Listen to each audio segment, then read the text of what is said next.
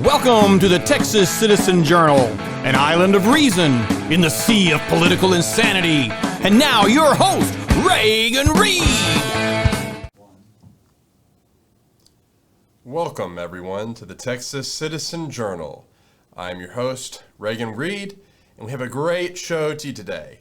And, of course, the Citizen Journal show is brought to you by the Texas Citizen Journal and MCPLive.tv.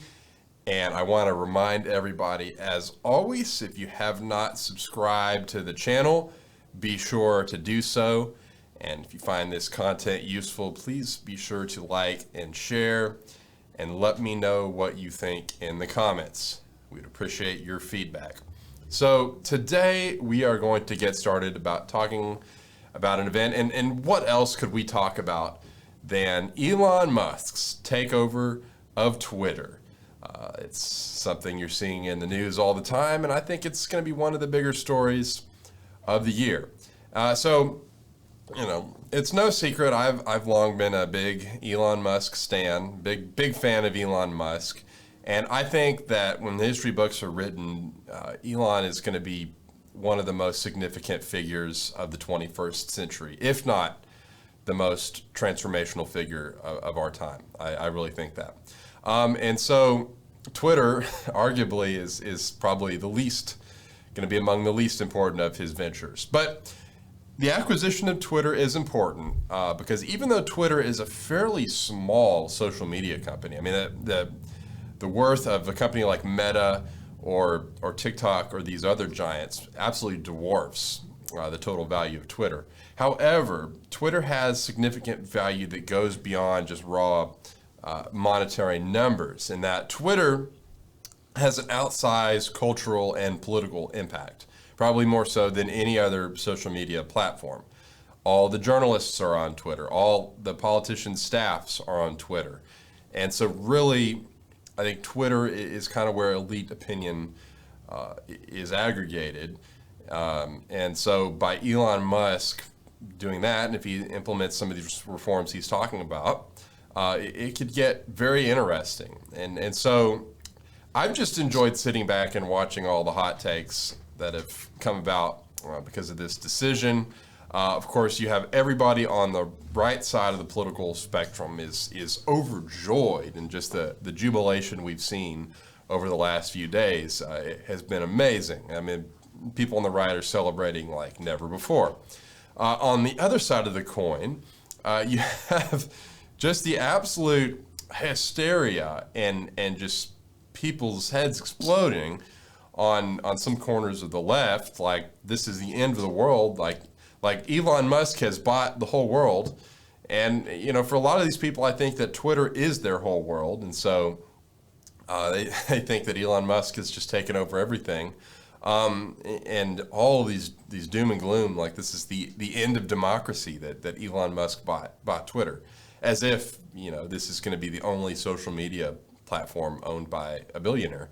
I think honestly, both the intense jubilation from the right and the mindless hysteria from the left, I think are both overblown. Really, my impression, I do think Elon is going to make some changes, but I think the changes overall that he's going to make are probably going to be minor. And for example, I think, he's talked about implementing an edit button and having more transparency in how the algorithms work and that sort of thing. And I think those are very good reforms. And trust me, there's a lot of ways that Twitter has been made better. But I don't think he's going to do everything that the right necessarily thinks that he's going to do. I do think that there's going to be some level of content moderation. And I would not be surprised if Donald Trump does not return to Twitter. And I think that's a big part of why some people on the right are so mad about Twitter and why they want Elon Musk and why they're so excited about Elon Musk taking it over is I think a lot of them think, oh, Donald Trump's going to be let back on Twitter. I'm not so sure that's going to happen. Maybe it will, but I don't think it's a guarantee. And I would not be surprised at all if Donald Trump remains banned from Twitter. On the side of the left, I truly do not understand the hysteria of those people. about this issue. I mean, what do they think Elon Musk is going to do? Make Twitter worse than it already is? I don't know if that's honestly possible. I mean, Twitter is a godforsaken hell site, and I'm not sure that it could be made worse even if you tried. And so I'm not sure that Elon Musk is going to be able to change a whole lot or improve it by a whole lot. I don't know if there's hope for Twitter, but I think it's great that he's bought it and he's going to try to make it better and improve upon it. And so, for the left to be screaming about this is the end of democracy or whatever, I just think that a lot of that rhetoric is quite frankly ridiculous. And, here's the thing about free speech and Musk. And Musk, I don't think is particularly conservative or liberal. I think he's kind of his own guy. He marches the tune of his own drum, but he professes to be a free speech absolutist and a big proponent of free speech. And here's the thing about free speech. And the left is concerned about, misinformation being spread and that sort of thing. Misinformation is the price you have to pay for a free society. And I think that's one of the great things about America and the West, as opposed to a place like China or Russia. It's more of a totalitarian state where the government controls everything that the people get access to. But as a result of free speech, people are going to say crazy things, and there's going to be conspiracies out there, and there's going to be all kinds of kooks that get out and say their thing. But really, I don't think we have a misinformation problem. We have a stupid people problem. Because if the misinformation's out there, and you're stupid enough to believe it, well, that's not necessarily on, that's not Twitter's fault. That's not the platform's fault. That's your fault for believing it. That's your fault for falling for it. And so in my opinion, the solution to the proliferation of misinformation is not more censorship. The solution is more educated people. People need to be able to better identify what's misinformation and what's fact. Because unless you have a better educated, more intelligent populace, you are going to have to deal with misinformation. And to be fair, honestly, I don't have a lot of optimism for people becoming better educated or more informed, but censorship is not the answer. And the way that you combat misinformation is by just constantly being out there, putting out the correct information, putting out facts. And, you just got to let people decide for themselves, decide what the truth is. And so I'm a big proponent of free speech. And so I am going to be ramping up my activity on Twitter. Honestly, I haven't used Twitter a lot in the past, not a huge fan. And the reason for that is the 240 character limit. Anybody who knows me knows that it's very hard for me to squeeze much of anything into 240 characters. I have a very hard time with that. And so that's why I'm not on Twitter a lot. But like I said, I love Elon Musk and I'm excited about what he's doing. And so I am going to try to be on Twitter more because if it ends up turning into some really important social media platform, that's going to be great. But I would caution people, like I said, to my friends on the right, I don't think he's going to do everything you think he's going to do, and I think he's going to disappoint you at some point or another. And to my friends on the left, chill out. It's going to be okay. I think the hysteria is overblown. And so actually, it was funny, about a day or two after I posted an article essentially saying that, the left and the right were both getting this wrong, Elon Musk put out a tweet. And basically he said, he wants Twitter to be politically neutral. And so he's going to do things with Twitter that are going to make both the left and the right unhappy. And so I thought that was interesting that he put out that tweet. And that's exactly what we predicted at the Citizen Journal. The final thing I'll say about this whole Twitter saga is that I really think that to the extent that Truth Social was ever even a thing, and that's debatable, I do think that Elon Musk's acquisition of Twitter is going to be the final nail in the coffin for Truth Social, which, I don't know. It's more like it was stillborn than, ever much of a thing. I think, the whole reason for having something like Truth Social was that people were being censored on Twitter, and so they wanted to have another place. Well, if Elon Musk opens things up and has the censorship more lax on Twitter, people are going to stay on Twitter. And that's the great thing about all this in a free market. You can have, and I lied. I'm gonna say one more thing about the Twitter thing. You have these people on the nationalist right, that you call themselves, these big government conservatives, and they think that government is the solution to various problems in our society. And, maybe this is unpopular now, but I'm still the Ronald Reagan school of thought that, the most dangerous words in the English language are, I'm from the government and I'm here to help. I think the government is far more often the problem than the solutions. And to the extent that the national conservatives, want to use the power of government to do all these things, I think they're misguided. And I don't even know if they should be calling themselves conservatives, because conservatism, in my view, is all about limited government, smaller government. And so Elon Musk buying Twitter is a great example of why the government's not the solution yet. All these NatCons were saying, well, we should use the power of government to regulate Twitter from regulating what people say on Twitter. And, like I said, I'm not a fan of everything Twitter has done, but I do not think that more heavy-handed government power and more government regulation of Twitter, a private company, was going to be a very good solution. I don't think that was the answer.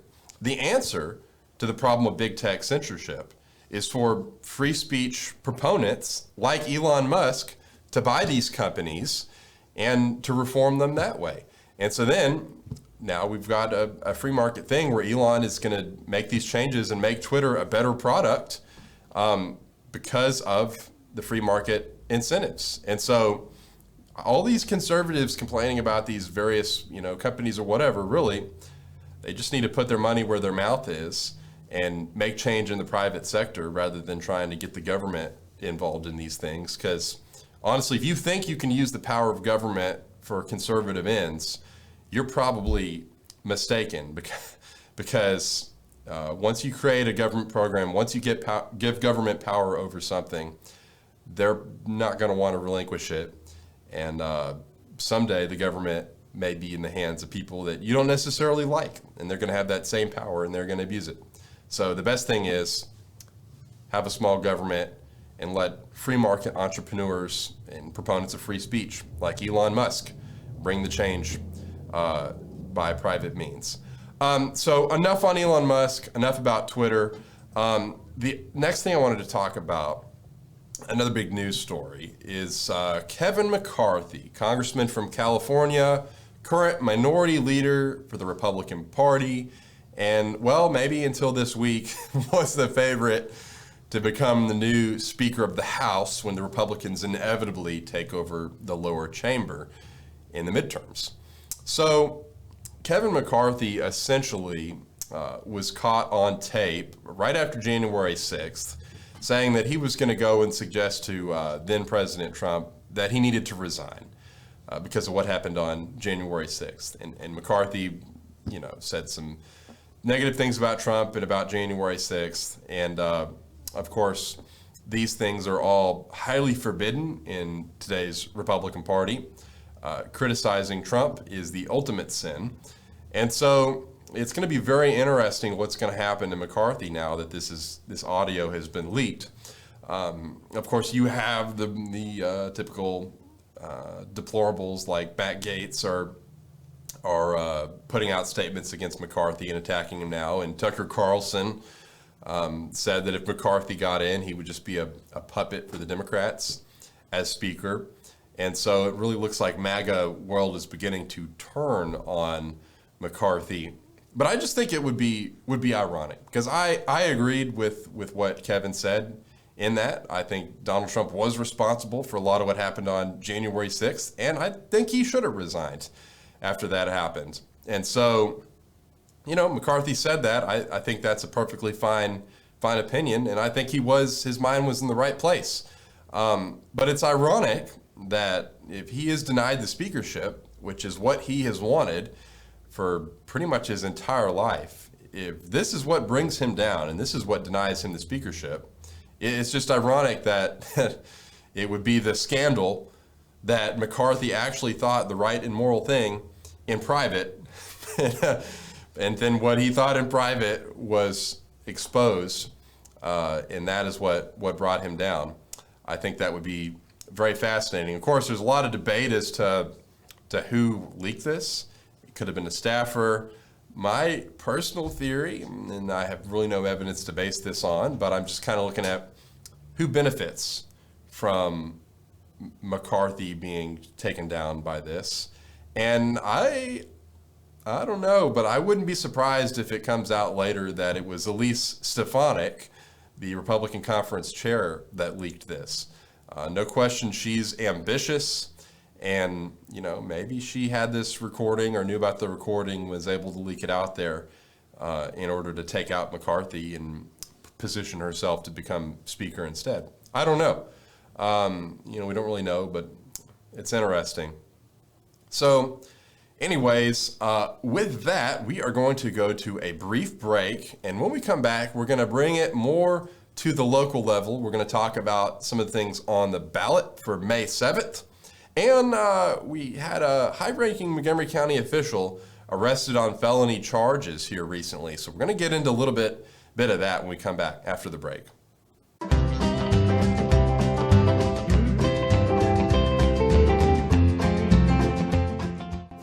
Hello, and welcome to MCPLive.tv. I'm Bill Brenza, and along with Billy Graff, we own and operate MCPLive.tv.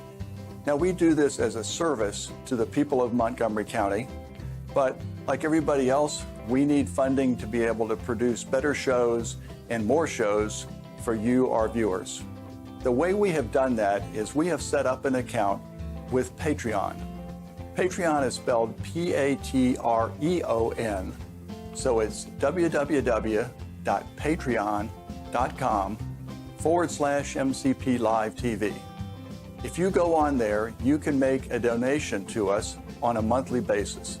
These continuing donations will allow us to improve the content and the number of shows that we're providing to you. You can become a subscriber for as little as $3 per month. So please go ahead and log on to patreon.com and become a subscriber of MCPLive.tv.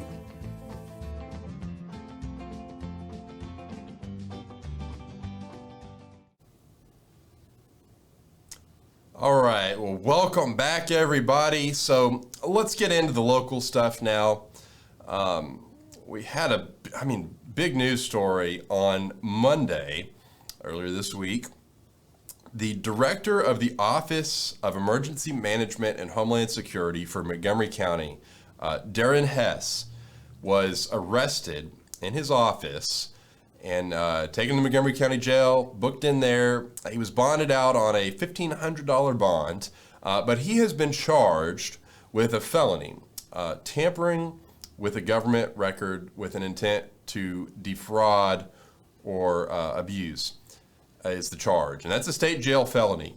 And so essentially what they are alleging he did was he has a peace officer's license through I think it's part of the Montgomery County Fire Marshal's office. But anyways, you're required to do ongoing training in order to maintain that license. And so what they're alleging Mr. Hess did was he basically faked a certificate of completion for one of these courses in his ongoing training. And he didn't complete the course. He just took part of it, didn't complete it, forged a Homeland Security document and submitted that to try to pass it off that he had completed the course, when in fact he had not. And so the Texas Commission on Law Enforcement, TCOL, was tipped off to this, and they began an investigation into Mr. Hess back in December of 2021, actually. And apparently, some other people in his office had submitted certificates of completion, and the certificate that Mr. Hess submitted didn't match the other certificate. It was different, visibly different than the other documents that had been submitted by other employees. So that was kind of a red flag. And so, anyways, they've been investigating this, and my understanding is that Mr. Hess he's admitted to investigators that he did in fact not complete the course. And so, that's a big deal. That's a felony. It's a big enough deal that, he didn't complete the training required to keep his license, but forging government documents, not advisable. And so he has been suspended by the county, so he's no longer active on the job for the county. And so this is going to be an issue, but I've been interested by how hard they've come down on Darren Hess, but he is by no means an isolated case when it comes to forging these training documents. Now, a number of people who have followed my political career in the past may be familiar with a whole incident with Constable Precinct 4, Rowdy Hayden, over in East County. And so back in 2019, there was a whole issue about him being investigated for, people in his office, but with his knowledge and approval, I guess, not doing training, and then submitting, again, faked certificates claiming to have done the training when they didn't, and they were caught. And so TCOL launched a whole investigation into this, and there was talk about charging him and suspending his license, but there was some issues with the investigators when that happened. And so all said and done, Rowdy Hayden didn't get arrested or charged, but he did get a pretty strong reprimand from TCOL. So they did reprimand him, but it was slap on the wrist. But they did call him out for these problems in his office, and they said the problem had been addressed. There was another example of faking training documents alleged by someone in the sheriff's department. This was a couple years back too. So, what is the deal? This seems like it's a not uncommon problem when you have multiple pretty high up officials in the county government not doing their training and then just thinking they can forge documents and get away with it. And you would think Mr. Hess, after all that Rowdy Hayden went through a couple of years ago, maybe he would have not done this. But then again, maybe he just saw the slap on the wrist, the reprimand that Rowdy got, and that at the end of the day, Rowdy Hayden was able to get away with nothing more than a reprimand, and maybe that sent the signal to other employees that it's okay to do this. I don't know. I would be curious to see if there are other county employees, because I'm sure if these high-profile ones are doing it, there's probably other people that are doing it as well, and these are just the ones that got caught. But I think it really points to, and I'll just throw the caveat out up front, I don't think every county employee is corrupt. I think there's a lot of good people that work for the county, and we do have some good elected officials. But I do think in certain areas of the county government, there are some systemic ethical issues. There's issues with nepotism. There's conflicts of interest. And here we have another issue of forging documents. And that's a problem. And so I really think that the commissioners and the county government needs to look into this more. And I think we need some increased transparency when it comes to these sorts of things. But this is really indicative of an ethical problem in our county government, and our county taxpayers, county citizens really deserve better, and they deserve more transparency, in my opinion. And so, we really need to fight for that. So the last thing that I'm going to talk about today is the May 7th election. And so I'm sure that you are well aware of Conroe's municipal elections going on, and there's a few other things. But I want to make sure, Okay, do not confuse the May 7th election with the primary runoff election, which is later on in May. Okay, totally separate things. You're going to need to vote in May, and then you're going to come May 7th, and then you're going to need to come back and vote again towards the end of May for the runoff. Two totally different elections, not related. Okay, and so you may be thinking, well, if I don't live in the city of Conroe, or if I don't live in one of these school districts like Willis ISD or Montgomery ISD, where there's a massive bloated tax hiking school bond to go vote against, well, then there's nothing really for me to do. Well, actually, every voter in the state will be able to weigh in on something on May 7th, because there are two statewide ballot propositions that are proposed constitutional amendments. So very important. And so anybody in the state who's an eligible voter will be able to weigh in on these things. And both of them have to do with property taxes. And so, if you have any strong feelings on property taxes, then you should definitely be sure to go to the polls on May 7th and let them know what you think, especially in light of, I'm sure, especially this time of year, people have some thoughts about taxes. I know I do. And so the first proposition essentially would create, they always word these things really complex, and you need like a lawyer to understand these propositions. I think that's something that needs to be reformed in this state. We need like simpler language. A fifth grader should be able to read these propositions. But anyways, the first one has to do with people who are over 65 or on disability or disabled, and so it gives them a sort of property tax relief.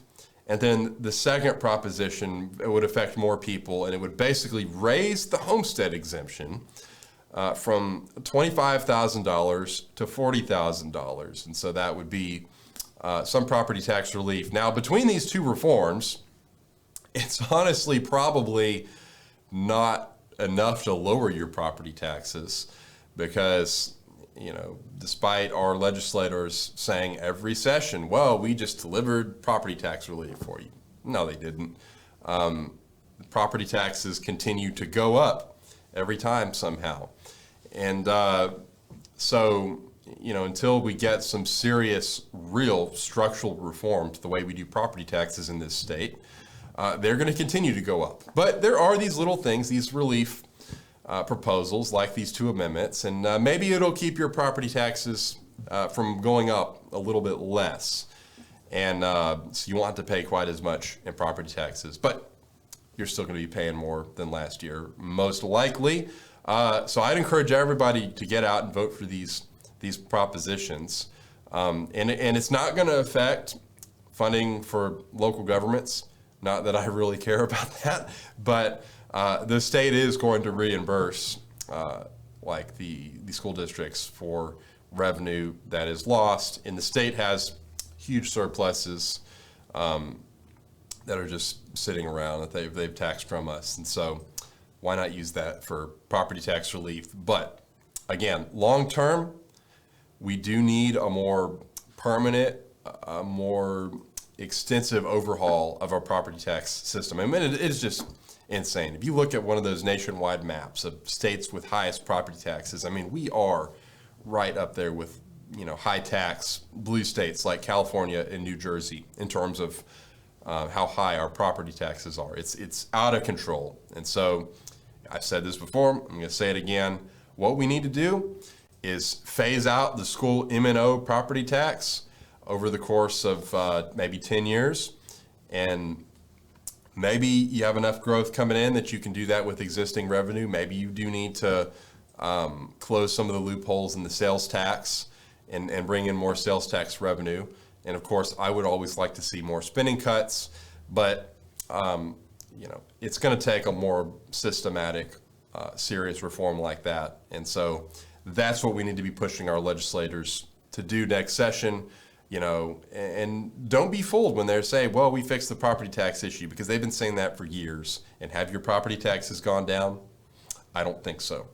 So let's hold their feet to the fire and see if we can get some real change. So with that, That will conclude our episode of the Citizen Journal show today. Again, I want to remind you, be sure to subscribe to the channel, like, share, comment. I want to hear from you. And until next time, hope you have a great week. The views and opinions expressed in this broadcast are those of the hosts and guests and do not necessarily reflect the position of the management and ownership of MCP.TV.